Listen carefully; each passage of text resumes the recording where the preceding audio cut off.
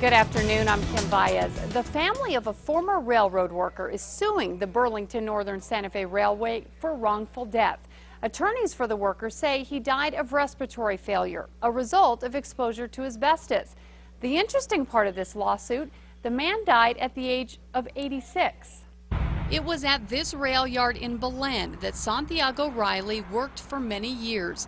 He was a shop laborer for BNSF between 1942 and 1955. Riley's attorney says in 2010 he went to UNM Hospital suffering from severe shortness of breath. He was diagnosed with asbestosis, a result of extended asbestos exposure. Riley died the next year. Like most people, like our parents and grandparents, he had never given it a thought. He had never considered that work he had done 50 years before could have resulted in the kind of symptoms that he was experiencing at the end of his life. But there you have it. That's the story, the tragic story of asbestos. Now Riley's family has filed this lawsuit alleging wrongful death. They claim BNSF failed to provide a safe workplace. Riley's attorney, John Rovin, says as a shop laborer, Riley was exposed to asbestos more than others.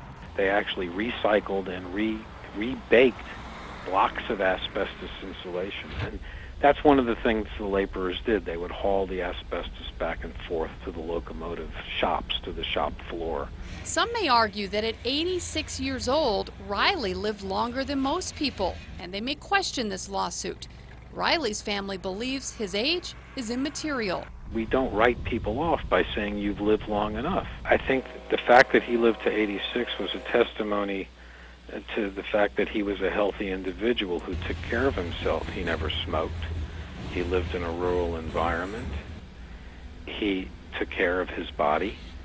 He didn't have a lot of chronic diseases. And I think it's easy to criticize somebody for wanting justice at the age of 86 until it's a member of your family. Now, BNSF did send us a statement about the lawsuit saying, quote, the lawsuit alleges work practices beginning in World War II and allegedly continuing into the 1950s. Well, BNSF intends to vigorously defend against the 60-year-old allegations.